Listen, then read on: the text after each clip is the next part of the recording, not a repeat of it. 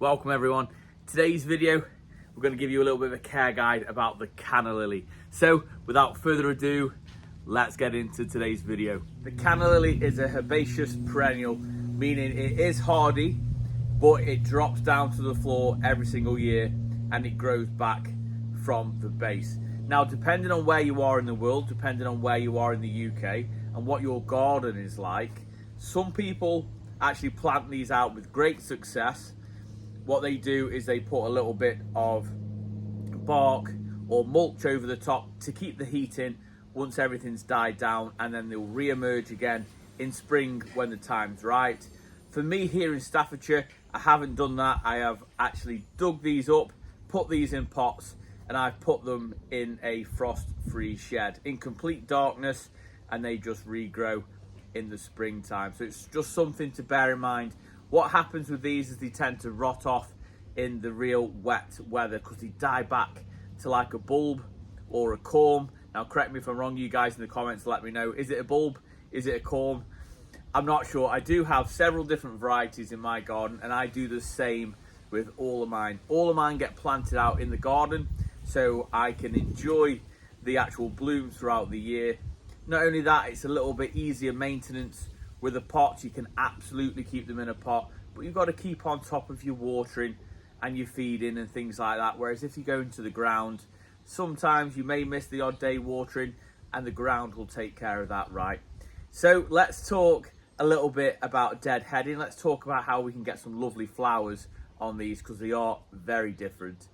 Now, I am probably going to hold this for the whole video, but let's talk flowers, right? So this I actually bought from a B&M store. I know, can you believe it? And this was £6.50. This is probably on the cheaper end. The average price of these plants now from about £8 to £12, depending on the varieties. I've got a couple of 3 different varieties, and I will show you in today's video what they look like and how big they are.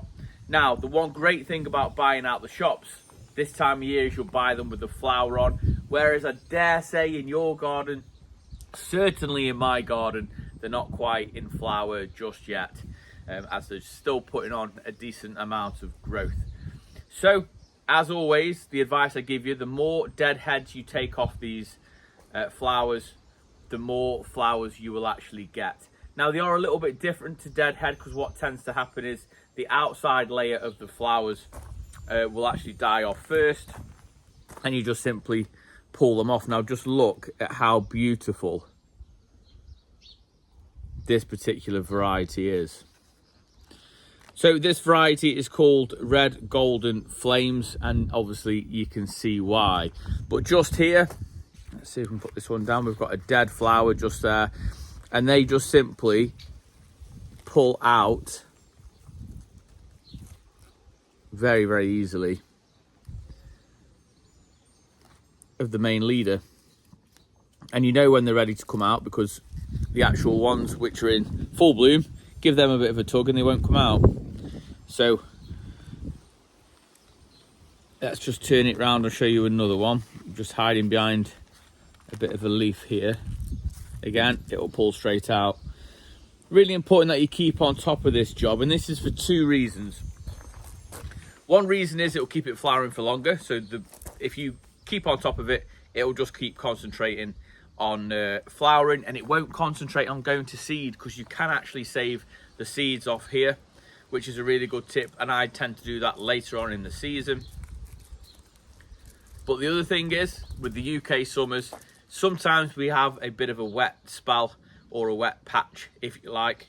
Now, what will happen is you'll have all the rain droplets on here, and they can start to rot, and if you're unaware, it is rare, but it does happen, it can actually start to go mouldy, and then obviously it's going to start create all sorts of issues for your plants, particularly your flower, as it can take out your flower heads as well. So if one goes, they can all go, right, if you're not to keep an eye on them. Not only that, you're going to really enjoy these flowers for such a long time that it's just worth just checking them every other day or so, just pulling out the odd dead head. Now, this plant here has only got 1 main flower spike, but I'm really happy with it. I dare say when this one's done, I may even struggle to get another one, with it being quite a smallish plant. This is what we call a 3 litre plant. Like I said, it was £6.50 from B&M. They've got several different varieties in stock, but this one, I haven't got this variety. It really took my eye. It's one I've seen online for a long time, so I knew I was going to pick this one up. So let's talk about positions. Let's talk about where it likes to be in the garden. Let's talk about watering and now feeding. So this is Ralph.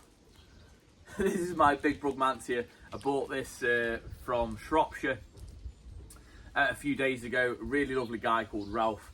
He sold it me at a very good price, a little bit over what you'd pay for a rooted cutting. So I'm really super happy with it. It's nice to have a place to sort of sit, and it's just a good excuse to sort of sit down. So these lovely canna lilies, these are absolute sun lovers. Now they do okay in shade, but you won't get the abundance of flowers as what you will if it's full sun.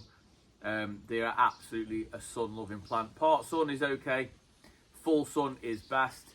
Now you want a free draining soil, as you don't want it to be too wet in the winter months if you're planning on leaving it in the ground. And as mentioned, these die back, and if you are thinking about leaving it in the ground and taking a gamble with them, then I'd highly recommend you buy sort of a mulch, something like a bark or even farmyard manure, and give it a really thick mulch. I'm talking 3-4 inches on top of the plant to keep the heat in, and hopefully it'll re-emerge again for you next year.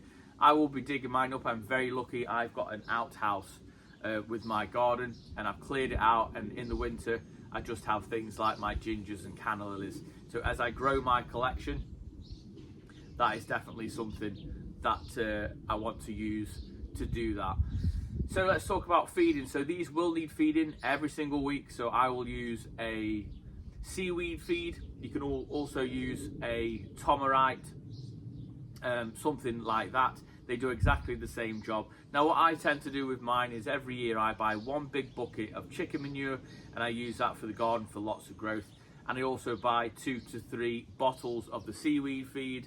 I think it's around £3.50 now. So I'll spend about £30 on fertiliser for the year, and then it's done then, it's out the way, and that's what I concentrate on, feeding all of my garden. So I'll use the seaweed liquid feed. I will feed this once a week. And what I tend to do with my feeding sort of schedule is I will do that on a bin night, right? So Sunday night is my bin night. They're the nights I put the bins out for the week. That's the night I will actually feed all of my plants. But just make sure it's fully hydrated, especially if it's in a pot. Make sure it's well watered before you actually go to feed your plants, as sometimes it can just run straight off and not take the feed in. And then watering, again, in the really hot spells, I would water these probably every day, particularly if they're in a pot. If they're in the ground, 2 to 3 times a week will be absolutely fine. That's to get the absolute maximum best results out of them. If you've got a variety called like the Musifolia, which is one of the largest growing canna lilies, they get up to about 8 feet plus. I'd highly recommend you give them just sort of chicken manure and you water them every day, especially in the really hot months here in the UK. Well, we can only wish, can't we? Can't help but look at this. It's absolutely beautiful. So let's talk a little bit about how we can divide these and make these into more plants. Now for me, I actually do divide my canna lilies, and it's really very simple. A couple of different ways you can do it. You can simply put a spade straight through the middle. What I mean by that is you literally chop it straight off. You can put a knife through it, or you can just sort of simply pull them apart. With this size plant, for me, I won't be doing anything with it. I will just be enjoying this. But when this does get sort of double the size, and it will very quickly if it's nice and healthy, if it does do that, second year I will be looking at doing that. You can either do it in spring or autumn. For me, the best time is spring. I think things always recover a little bit better, although I have done it in the autumn as well, and it's been absolutely fine. Just bear in mind, it's got a better chance of recovering in the spring, with it being sort of an active growing season. Whereas you do it sort of September, October time, it's got all winter to kind of sulk a little bit as well, and it gives it the opportunity to not feel very well. Whereas in the spring, you're chopping it up and it's, you know, we're growing season, right? So it's got to get going. And that's my ethos on it anyway. So that is dividing. I have actually got a video somewhere on my channel about dividing. It's very old though, so just bear that in mind. But it can be done. Anything sort of this sort of size, I just enjoy it. I am actually going to go ahead and put this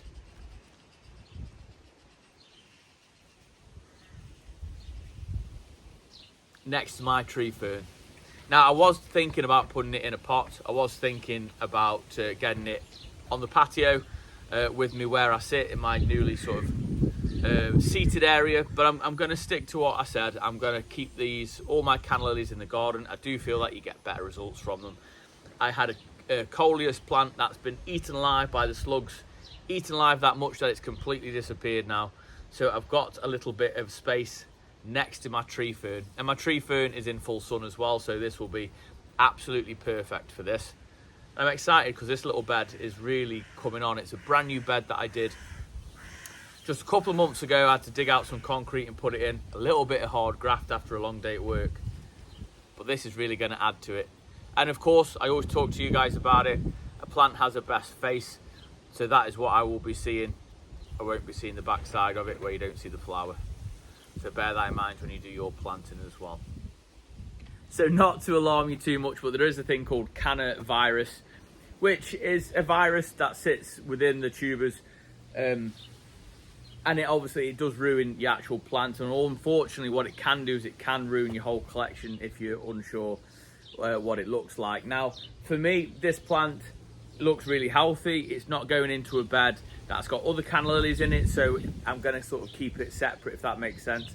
And of course, like all my plants, I'll keep an eye on it over the winter. The telltale sign for me is the stunted growth. So where a plant's meant to get, I think this one's only about 16 inches tall, but if it doesn't get anywhere near that, UK summer, eh? If it doesn't get anywhere near that, then I'll obviously keep an eye on it. There's also, like, it has strands through the leaves, or the vein, should I say, and that's a real telltale sign as well. I'll see if I can pop some photos in as I'm talking, but don't worry about it too much. You know, I say that a lot about things. There's loads of different things within plants, growers and buyers, that if we're worried about everything to do with what you're going to introduce to your garden, we'd never plant a single thing, right? We'll end up with nothing. So just bear that in mind. I'm going to go ahead. I'm actually going to show you some of my absolute slug-ridden canna lilies. They're doing okay, but the slugs absolutely love them. They're loving everything in my garden at the moment.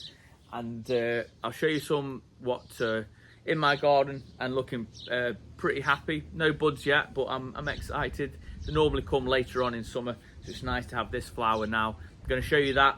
Then we're going to go ahead. I'm going to show you where this is going, and we're going to get it planted up together, as always. So this is a bed that I've been working on for a couple of 3 years, and just to the middle, where are we? Just there. That's two different varieties of canna lilies. Now, I was very lucky to be gifted some from Melvin. It's just an orange variety, one that he actually picked up and saved the seeds and grew himself. And the other one is a variety that I got gifted from Ian.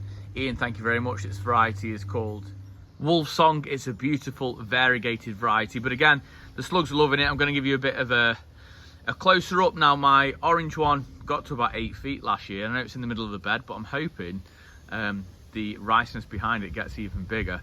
And not only that, if you put big things amongst big things, we'll have something called competitive growth, which means that they'll compete for the light together, so like the race is on, and that's what I'm really trying this year in some of my beds. Give you a bit of a closer up. I'll show you the leaves. I'll also show you the slug damage as well. So this one has this beautiful variegated leaf, but as you can see, the slugs are really loving it. And then this is my orange canna lily. This is going to be an absolute beaut. No signs of any buds yet, but putting on some lovely growth. And same for this lovely Wolf Song here as well. So pretty newly planted bed for me as well. Again, we've got another orange, and then just behind it we have a Musifolia, which should be an absolutely massive canna lily. But it's been quite small for me last couple of years, but it was really little when I first bought it. So that's what I've already got in. like I said, no signs of any flowers, so it's nice to purchase one that's got a little bit of colour on. This is my Cleopatra. It's absolutely beautiful. This is like a two-toned colour one. If it has more red on the leaves, then it has a more sort of red flower. If it has more green on the leaves, it has green, it has a yellow flower. So they're like two-toned, which I cannot wait for this one to flower. So brand new bed that I featured a little while ago. I would say brand new bed quite a lot in this garden, but I've been improving it quite a lot this last sort of few months. This is where I actually had a coleus plant, and that's what's left of it. So I'll get this dug out. There should be some good stuff in here, as I put quite a lot of chicken manure in, quite a lot of new compost as well. So I will be lifting this again towards the winter months, and it's going to sit in a pot.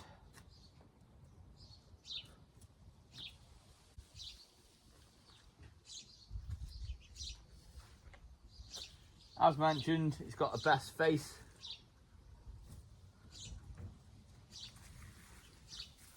Let's get those behind here.